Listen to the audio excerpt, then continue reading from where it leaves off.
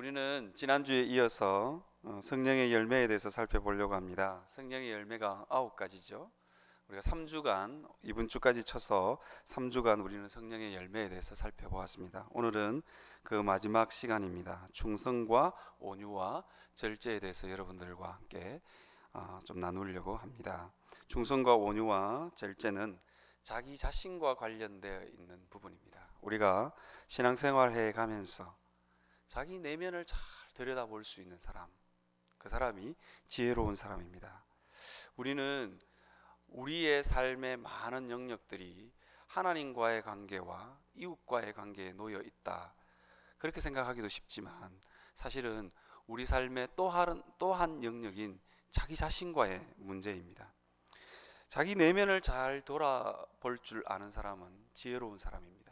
자기 내면을 돌아보지 않고 쭉 계속해서 인생을 사는 사람은 지치거나 낭망하거나 아니면 이게 번아웃 될 확률이 굉장히 많습니다. 그래서 성경은 성령이 우리 가운데 임하시면 우리 자신을 돌아보게 됩니다. 내가 어떤 사람이냐, 내가 어떤 사람이냐 아는 것은 굉장히 중요한 영역입니다.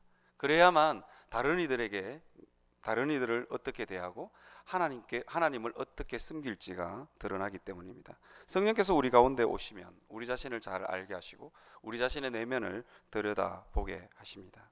그래서 오늘은 충성과 온유와 절제, 이 자기 자신과 관련되어 있는 부분들에 대해서 여러분들과 함께 묵상하려고 합니다. 첫 번째는 충성입니다.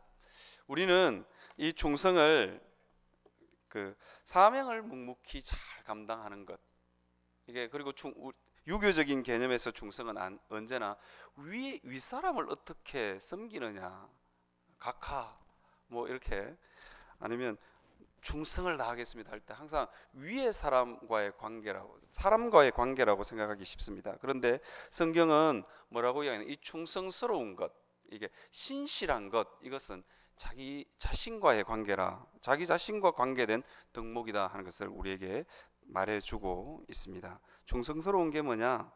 자기의 삶을 묵묵히 잘 지고 가는 것입니다.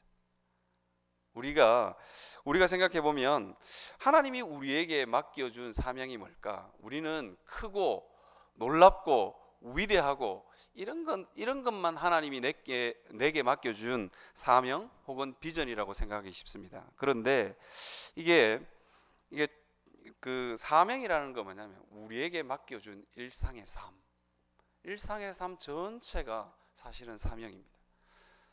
인생의 화려하고 영광과 박수를 한 몸에 받을 수 있는 그 순간이 우리의 사명이라고 생각한다면 우리는 많은 시간을 허비하게 될 것입니다. 그래서 권태롭지만 늘 반복되는 삶이지만 그것을 내가 어떻게 묵묵하게 잘 감당하느냐, 이게 충성입니다. 여러분, 우리가 포도원 비유를 잘 알고 있죠. 포도원 비유는 천국을 비유한 겁니다. 천국은 마치 이렇게 하면서 포도원 비유가 시작되거든요. 그런데 저는 이 포도원 비유를 보면서 약간 좀 다르게 이 포도원 비유를 보고 싶어요. 뭐냐 하면, 왜 이 포도원 주인이 이른 아침에 일꾼을 찾고 그리고 또 일할 시간이 다 돼가는 제11시에 몇 번이나 나왔어. 제가 성경을 찾아보니까 총 5번을 나와서 이 포도원 주인이 일꾼을 찾아요.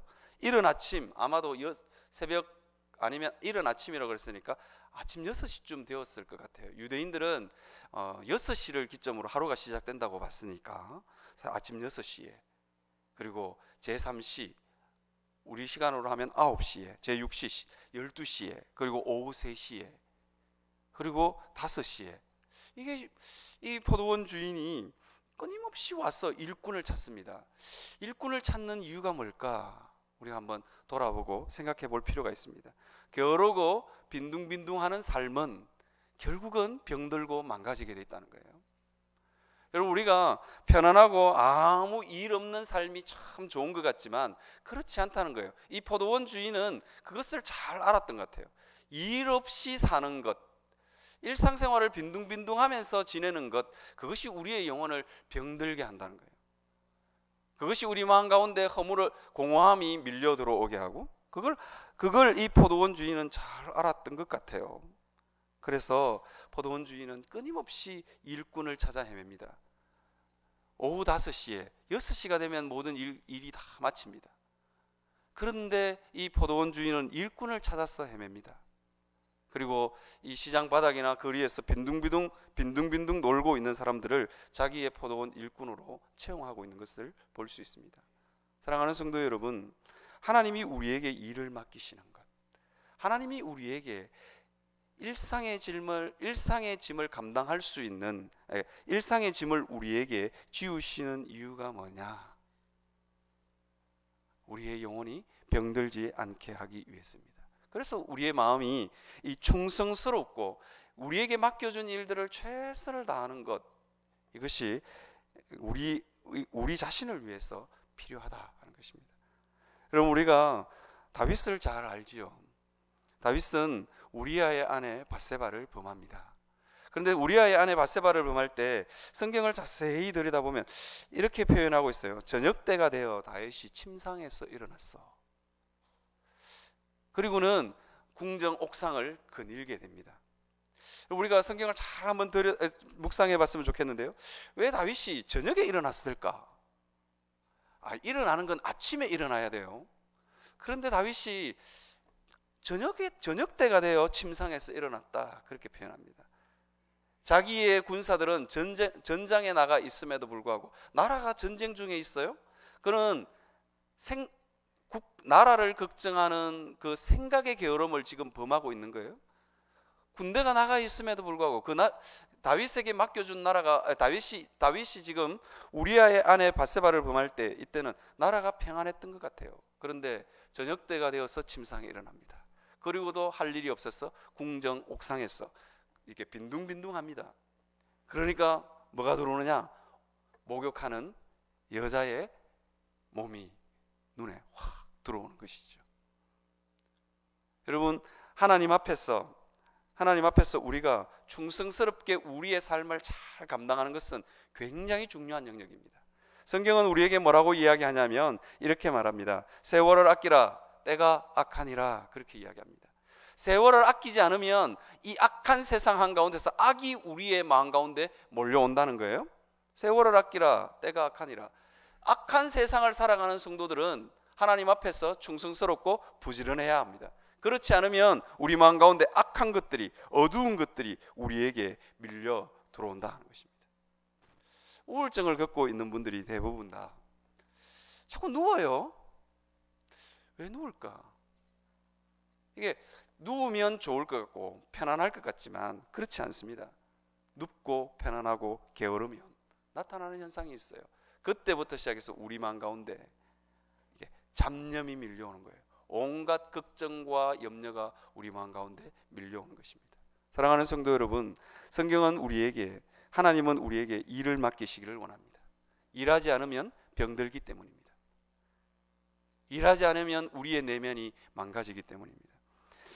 제가 아는 제 친구 매형이 정말 제가 고등학교 다닐 때 너무 깜짝 놀랐어요.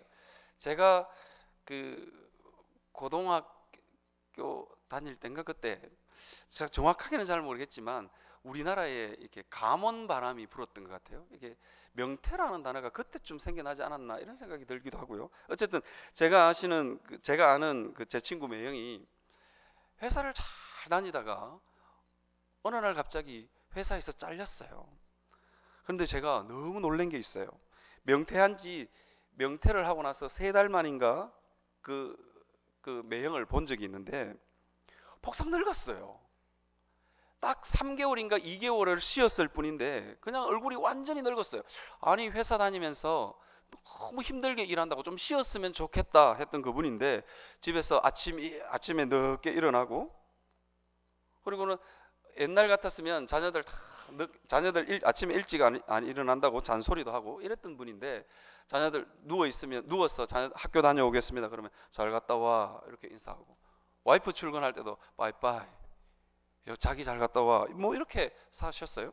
그러니까 세월이 지나니까 어떤 일이 벌어지냐, 그냥 폭삭 늙었어요. 3개월 만에 폭삭 늙었어요. 일이 없는 게 이렇게 우리를 병들게 하는 것입니다. 사랑하는 성도 여러분, 하나님께서 우리에게 맡겨준 삶, 그것이 권태로운 삶일 수도 있어요. 그러나 그것을 묵묵히 잘 감당할 수 있는 여러분들이 되시길 바랍니다. 성령께서 오시면 작은 것 하나에도 애착을 가지게 하시고 작은 것 하나라도 사랑하게 하십니다. 이게 우리 마음이 병들지 않는 방법이에요. 이게 충성이 이런 부분들입니다. 저는 이제 선교단체를 하다가 서울시민교회에 왔잖아요. 한 2년쯤 하고 나니까 제 생활 패턴이 정해져 있어요. 교회 집 어쩌다가 신방 뭐 그래요. 그러나 어느 날 갑자기 퇴근을 한다고 가는데 너무 내 삶이 너무 권태로운 거예요. 편안하고 좋은데 선교단체 할 때는 그달 사례가 들어올까, 아니면 그달에 감당할 수 있는 사역비가 후원이 들어올까. 제가 연말이 되면요 어떤 생각이 들었냐면 통장 열어보기가 너무 무서웠어요. 왜냐하면 다음 달 사례가 나와야 되고, 그리고 제 사례는 뭐 그렇다 치더라도 문제는 뭐였냐면 다음 달에 외국 유학생들 먹일 밥값이 후원이 들어와야 되는 거예요. 연말이 되면 너무 스트레스예요. 그런데 교회 오니까 원하는 대로, 시민교회는 참 좋은 교회인 것 같아요. 꼬박꼬박 제 사례를 한 번도 밀리지 않고, 제가 뭐 사례 선교단체 할 때는 한 달도 밀리고 두 달도 밀리고, 우리 집 사람이 사례 좀 안 줘요 이러면 알았어 그러면서 뭐 있는 거 그냥 좀 주고 뭐 그렇게 살았어요. 그리고 사역하는데 필요한 모든 건 다 이렇게 공급해줘요. 그런데 이 교회 집 이렇게 왔다 갔다 하는 이 권태로운 삶이 저에게 참 내가 왜 이렇게 살까 하는 그런 생각이 들더라고요. 왜 그럴까요? 성령의 은혜가 충만한 사람은 다람쥐 쳇바퀴 돌아가는 그 삶 가운데서도 하나님의 마음을 찾습니다. 하나님의 일을 찾습니다. 하나님의 설레임을 찾습니다. 이것이 정상적인 그리스도인이에요. 여러분, 하루하루를 살면서 너무너무 짜증스러우신 분들 있죠? 그 마음 가운데 충성함이 없는 거예요. 성령께서 오시면 내가 어디에 내가 내 마음을 쏟아야 될까? 내가 섬길 대상이 누구일까를 찾습니다. 하나님 앞에서 여러분 자신을 돌아보셨으면 좋겠습니다. 나는 충성스러운 종인가? 하나님이 내게 맡겨준 조그만한 것조차도 사랑하고 애착을 가질 만한 힘이 있는가? 여러분 자신에게 한번 물어보시는 여러분들이 되시길 바랍니다. 그게 없다면 여러분들 안에 성령 충만함이 없는 것입니다. 성령 충만하면 뭐 다른 일이 있을 것이다, 천만에요. 성령 충만한 삶은 권태로운 내 삶도, 변화가 없는 내 삶도 사랑하는 그 삶이 성령 충만한 삶입니다. 두 번째로 우리가 살펴볼 것은 온유입니다. 제가 온유를 어떻게 설명할까 참을 고민했어요. 어렵게 설명하기를 원치 않습니다. 제가 이 성령의 9가지 열매를 여러분들에게 쭉 설명할 때, 이 사실은 제 견해가 아니고요, 안토니 후쿠마라는 유명한 신학자의 견해예요. 거기에 바탕에서 제가 성경을 바탕으로 하고 그 신학자의 견해를 주석해 놓은 걸 바탕으로 여러분들에게 말합니다. 안토니 후쿠마는 신학대학원에서 이렇게 텍스트로 쓰이는 교과서, 조직 신학 교과서를 쓰신 분이에요. 그래서 믿을만한 겁니다. 이 안토니 후쿠마가 이 온유를 어떻게 설명했냐, 이렇게 설명했어요.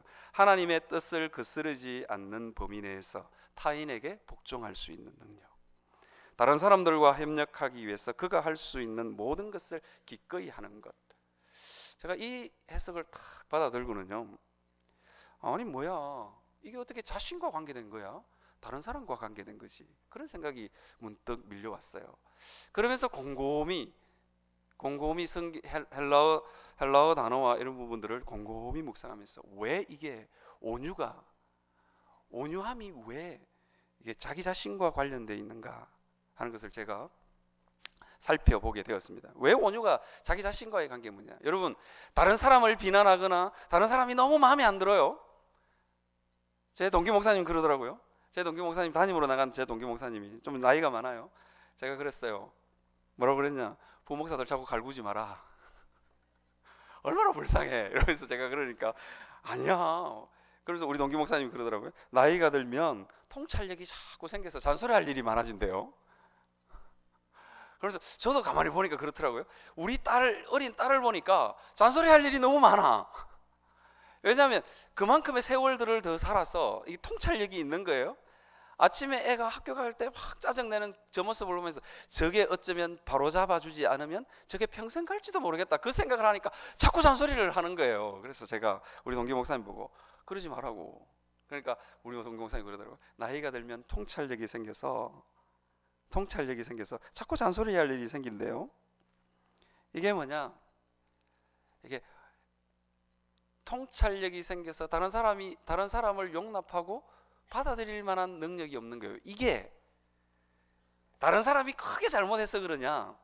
그렇지 않다는 거예요. 내 마음의 크기입니다. 내 마음이 얼마나 여유로운가의 문제예요. 그래서 잘 들여다보니까 내가 우리 딸에게 아침마다 야, 너 학교 빨리 안 가! 이러면서 잔소리할 때를 잘 들여다보면 내 마음의 여유가 작아졌을 때 그래요. 그 아이의 상황과 그 아이의 형편과는 전혀 상관없어요. 보니까 나의 문제예요. 내가 마음에 여유가 없으면 그렇게 되는 거예요. 그래서 우리 동경 목사님 보고 그랬어요. 통찰력의 문제가 아닙니다. 여유의 문제예요. 그렇게 이야기하니까 맞다 그러더라고요. 그래서 여러분, 제가 이거는 다른 사람을 받아들이고 다른 사람을 용납하는 이 포용력의 문제, 이거는 내 마음의 문제입니다. 내 마음의 크기와 내 마음의 여유의 문제입니다. 이렇게 하니까 잘 와닿으시죠? 제가 예를 하나 드리겠습니다. 저는 서울시민교회에 오기 전에 제 동기 목사님이랑 3년을 같이 있었어요. 동기 목사님이 담임인데 3년을 같이 목회하는 건 즐거운 일이기도 하면서도 꽤 자존심이 상하는 일이기도 했어요. 3년 있었다 그러니까 저보고 다 그러더라고요. 눈치 없는 목사라고. 나가주기를 바라는데 그 눈치 없이 3년이나 버텨가지고 이러면서 제가 좀 눈치가 없긴 없는가 봐요. 그런데 제가 이분하고 같이 3년을 사역한 이유가 있어요. 이분이 어떤 분이냐면 우리 고려신학대학원, 우리 교단의 고려신학대학원에서 역대 최고 학점으로 타의 추정을 보는 전무후무한 성적을 남기셨어요. 아직까지도 그 성적이 깨어지지 않았다 그러더라고요. 4.44, 4.5 만점에 하나만 A0고 다 A뿔이에요. 학교 다닐 때 딱 보면 도끼가 차 있어요. 이분이 도끼가 차 있어요. 도끼가.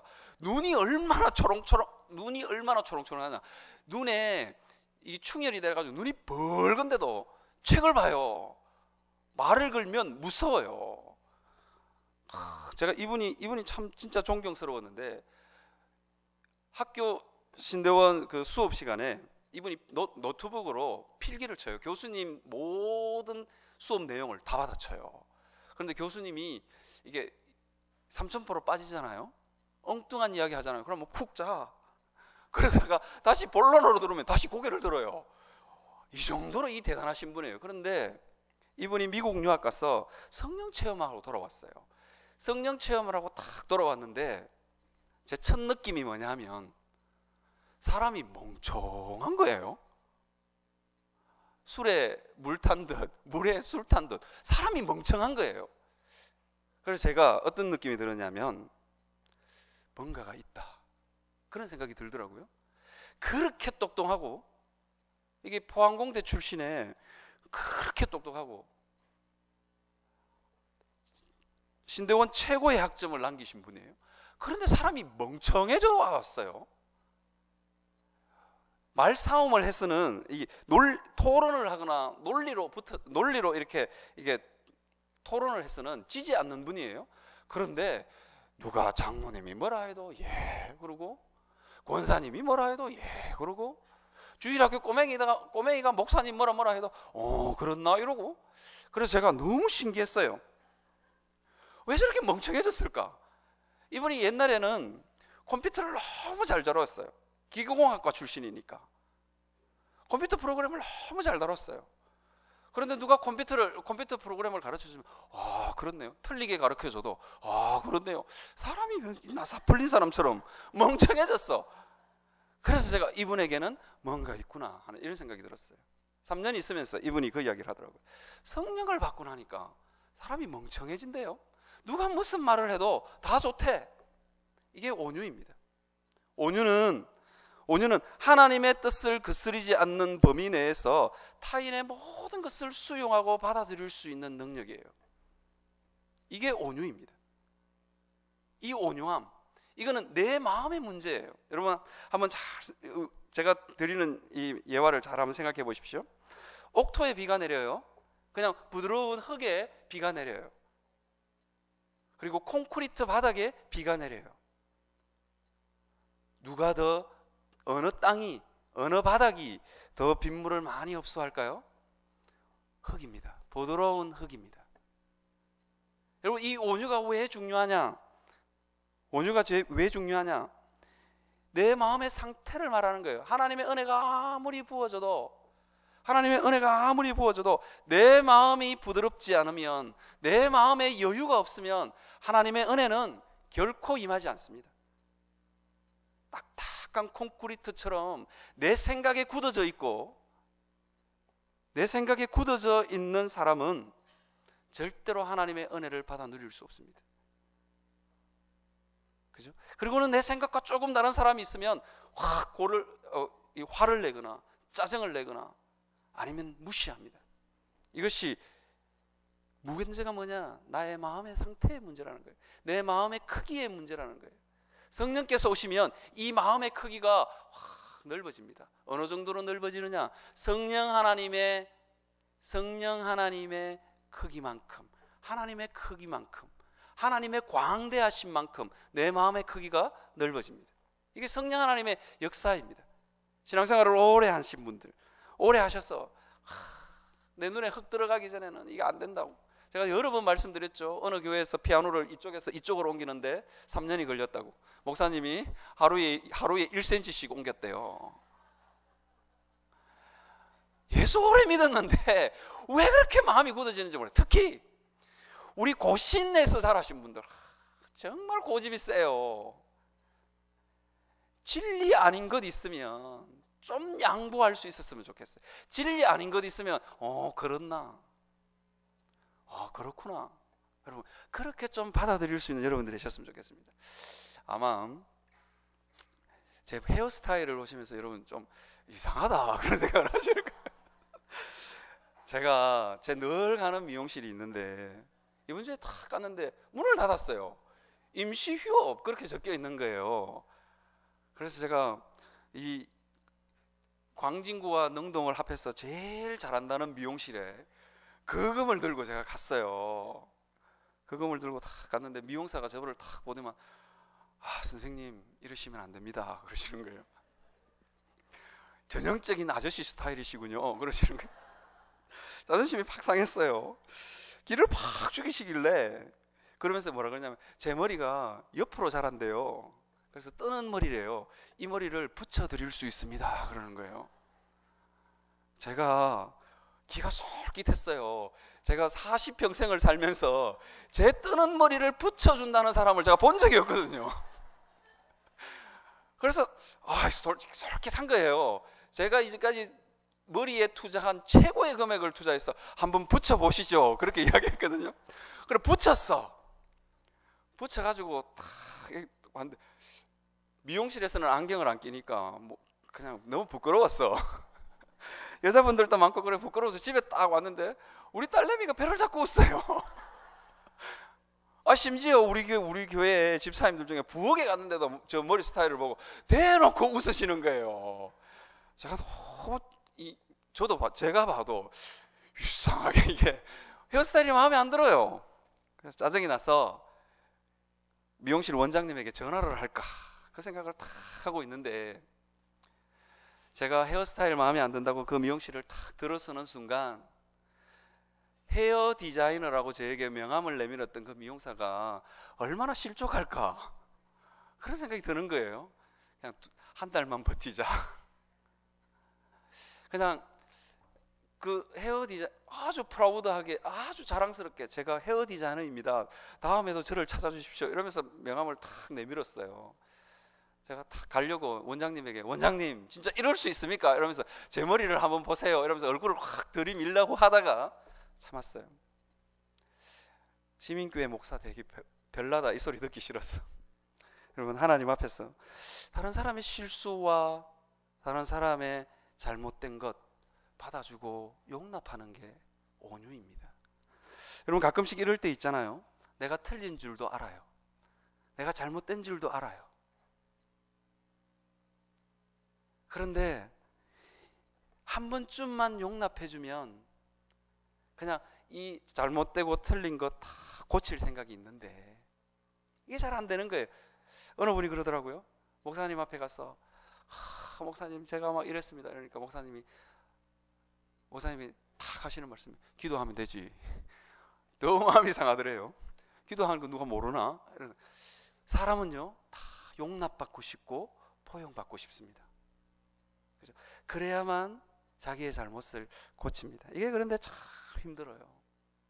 이게 참 힘듭니다. 하나님 앞에서 여러분, 내 마음의 크기를 성령 하나님 때문에, 성령 하나님의 임재하심으로 말미암아 넓혀갈 수 있는 분들이 되시길 바랍니다. 내 마음이 너무 좁아. 나는 왜 이렇게 밴댕이 속일까? 그런 생각이 들 때마다 성령이여 임하소서. 내 이 좁은 마음 좀 넓혀 주십시오. 그렇게 기도할 수 있는 여러분들이 되시기를 바랍니다. 네, 그 다음에 절제입니다. 절제는 자기 자신을 통제하는 능력입니다. 절제는 다른 열매가 진정한 열매가 되기 위해서 필요한 하나님의 덕목입니다. 욕구와 충동과 기분에 따라 움직이지 않는 것, 이것이 절제입니다. 절제는 자동차의 브레이크와 같습니다. 빨리 달려야 될 때는 빨리 밟고, 그리고는 멈추어서 해야 될 때 멈추어서는 능력이 바로 절제입니다. 여러분, 우리는 세월호 사건을 작년에 겪었습니다. 그러면서 우리가 굉장히 뉴스에서 많이 듣던 단어가 있는데요. 뭐냐면 평형수입니다. 평형. 세월호가 왜 넘어갔을까? 이게 정상적으로 채워 놓아야 되는 평형수를 배에서 많이 뽑아낸 거예요. 왜? 기름값이 많이 드니까, 배무게가 너무 많이 나가니까 평형수를 다 뽑아낸 거예요. 그러니까 배가 이 조류가 굉장히 빠른 지역에 가니까 균형을 잡지 못하고 넘어지는 겁니다. 마찬가지입니다. 하나님 앞에서 우리가 절제할 수 있는 능력이 없으면 넘어집니다. 여러분, 절제는 자기를 통제하고 다스리는 능력입니다. 그런데 이 절제를 여러분 있잖아요, 불교적인 용어로 해석하시면 안 됩니다. 예를 들어볼까요? 스님들은 죽으면, 이렇게 장례를 치르면, 이게 화장을 다 하고 나면 뭐가 생기느냐? 살이라는 게 나와요. 제가 아는 의사 선생님한테 병원 진료를 받다가, 제가 전에 있던 교회 집사님인데 손님이 없어서 이런저런 이야기를 하게 됐어요. 그러니까 뭐냐면, 집사님, 도대체 의학적으로 스님들 몸 그 화장하고 나오는 그 살이가 도대체 뭡니까? 그렇게 이야기하니까 그 의사 선생님이 아주 명쾌하게 정의해 주더라고요. 스트레스를 많이 쌓이면 우리 몸에 담석이 생깁니다. 너무 많이 참아가지고, 진짜 정말이래요. 너무 많이 참고 너무 많이 자기를 억누르면 이게 돌이 생긴대요. 그 사리가 돌의 담석의 일종이래요. 그래서 제가 역시 의사가 탁월하게 보는구나, 그런 생각이 들더라고요. 여러분, 많이 참고 여러분, 예수 믿는 사람은 그런 참는 것과 다릅니다. 예수 믿는 사람은 성령이 우리에게 오시면 그냥 자동으로 참아져요. 제가 아는 분 중에 이런 분이 있어요. 의지의 한국인. 저는 이분을 볼 때마다 진짜 의지의 한국인이에요. 왜냐하면 이 공고를 졸업하신 분들이 다 공부를 못하는 건 아니지만, 이분은 가정 형편상 공고를 졸업하셨어요. 머리가 아주 비상하신 분이에요. 근데 공고를 들어가서 대학에서 가르치는 강사까지 되셨으니까 얼마나 의지의 한국인이에요. 의지가 굉장히 강하신 분이에요. 제가 볼 때도 정말 의지가 강하신 분이에요. 자기가 마음먹은 것이 있으면 다 된대요. 한 번도 본 적이 없는 미적분을 이를 악물고 공부해서 미적분을 다 풀어내고 공대에 강사가 됐으니까 진짜 어지간하신 분이죠. 젊었을 때부터 제가 이분을 쭉 한 10년 정도를 봤는데요, 진짜 의지의 한국인이에요. 마음먹은 대로 다 돼요. 이분은 야, 대단하다 그 생각을 했거든요. 그런데 나이 50이 넘어가니까 자꾸 아프대요. 이유도 없이. 나이 50이 넘어가니까 자꾸 아프대요. 여기저기가 아파. 병원에 갔는데 이유가 없어요. 왜 아픈지 모르는데 병원에서도 그냥 계속 아파요. 그냥. 이유가 뭘까요? 자기를 지나치게 억누르면 그런 일이 벌어지는 겁니다. 그런데 그리스도인의 절제는 그런 절제와 다릅니다. 성령께서 기쁨으로 이 일을 감당하게 합니다. 기쁨으로요. 그래서 그리스도인은 사리가 나오는 그런 존재가 아닙니다. 성령께서 임하시면 기쁨으로 이 일이 감당합니다. 여러분, 목사님들이 새벽기도 많이 새벽마다 깨서 새벽기도 나와서 살이 생긴다는 거 보셨어요? 별로 없어요. 왜냐하면 저는 20대 초반만 해도 이 새벽기도 진짜 누가 만들었나 이러면서 신대원 있을 때마다 일어날 때마다 입이 이만큼씩 튀어나와서 새벽기도를 갔어요. 신대원 기숙사에서 강당까지 가는데 이 비몽사몽간에 심지어 저는 그 짧은 거리를 가는데도 꿈도 꿨다니까요. 옆에 전도사님 안고 이렇게 가는데 꿈까지 꿨으니까 이 새벽기도 가서 딱 앉으면 은혜가 확 임하는 게 아니라 이 새벽기도 도대체 누가 만든? 내가 담임 목사만 돼봐라 새벽기도 다 없앤다 이러면서.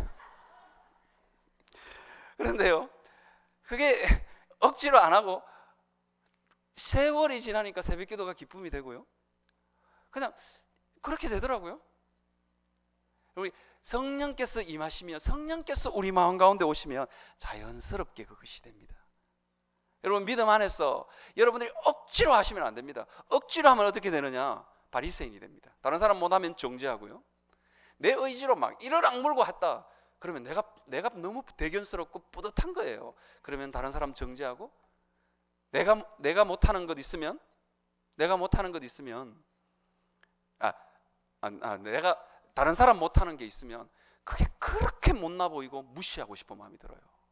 그런데 성령께서 우리 마음 가운데 오셔서 나를 통제하고 절제하게 하는 것은 기쁨으로 감당합니다. 기쁨으로 감당합니다. 자연스럽게 절제합니다. 성령께서 내가 도저히 깨닫지 못하는 것 있잖아요. 그러면 성령께서 말씀하십니다. 브레이크를 탁 겁니다. 너 그렇게 살면 안 돼. 브레이크를 탁 걸어주십니다. 어느 분이 그러더라고요.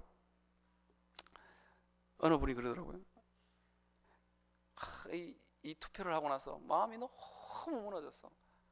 하나님 진짜 너무 섭섭합니다. 이럴 수 있습니까? 저는 그분에게 이렇게 이야기했어요. 마음 속상한 건 인간이라면 당연한 거다. 그걸 인지상정이라고 당연히 생기는 마음인 것 같아요. 그럼 제가 아무 말 안 했어요. 그냥 끊었어요. 속상한 건 너무도 당연합니다. 제가 온유한 거죠? 받아줬습니다. 그리고는 이틀 후에 전화가 왔어요. 하나님께서 그만 섭섭해도 된대요. 섭섭한 마음이 쭉 그냥 이 섭섭한 마음 나는 끝까지 가져갈 거야 이러면서 막 그러고 있는데 하나님이 그만 섭섭해 그렇게 말씀하시더라는 거예요. 그래서 그만 섭섭해 하기로 했대요. 그런데도 섭섭하대요. 그래서 그만 섭섭하기로 결정했대요. 여러분, 언젠가 성령께서 그 마음에 기쁨을 주어서 그 마음을 돌리실 거라 믿습니다. 자기가 하나님 앞에 믿음으로 그만 섭섭하기로 결정했으니까 하나님이 기쁨으로 안 섭섭해도 될 만한 뭔가를 위로를 주실 것 같아요.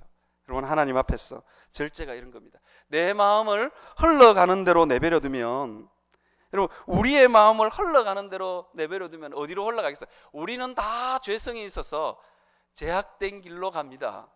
다른 사람 미워하는 대로 가고요. 이게 인생입니다. 내 마음은 흘러가면 하나님 기뻐하시는 대로 흘러가느냐? 그게 인생이 아니에요. 내 마음은 흘러가면 어디로 가느냐? 악한 곳으로 흘러갑니다. 그때마다 성령 하나님이 주시는 절제가 여러분들에게 임하기를 바랍니다. 내 힘으로는 도저히 안 돼요. 성령 하나님 도와주십시오. 그렇게 기도할 수 있는 여러분들이 되시기를 바랍니다. 이 시간 우리 다